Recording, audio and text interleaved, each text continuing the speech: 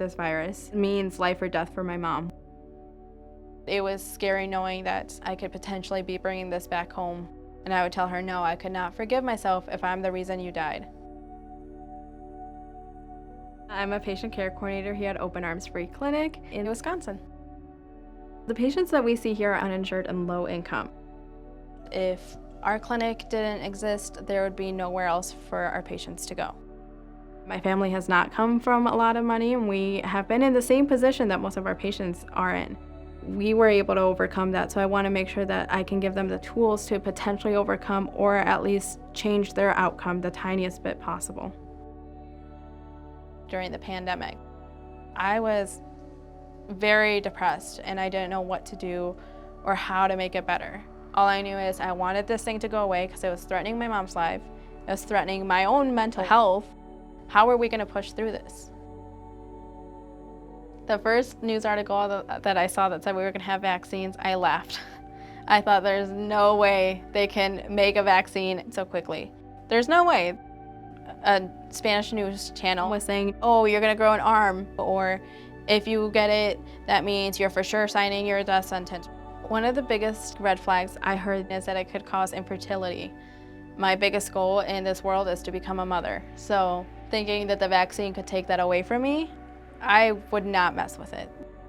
But then we would have family that would say, we need to do this, it's gonna save the world. And at home we would be like, can you believe them?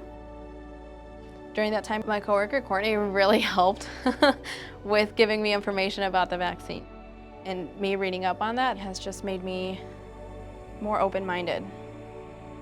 So January 8th, we had an email just saying the vaccine may be available for us. Meet me at Mercy in 10 minutes.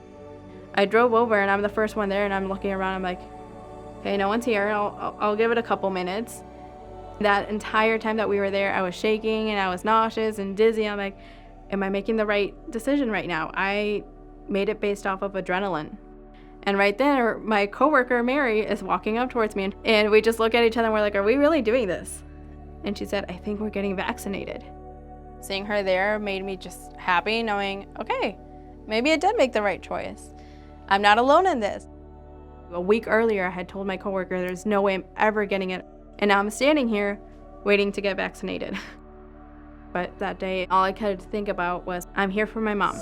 Hola, ma. Hi. ¿Qué haces? My family was in shock that I actually went through with it. My mom was saying, no, there's no way I'm getting it. You got it, so obviously I'm fine. So the first time around, I got the normal arm pain, but then everything that you would get with a flu, I started to get within 24 hours. But nothing came of it. It was worth it.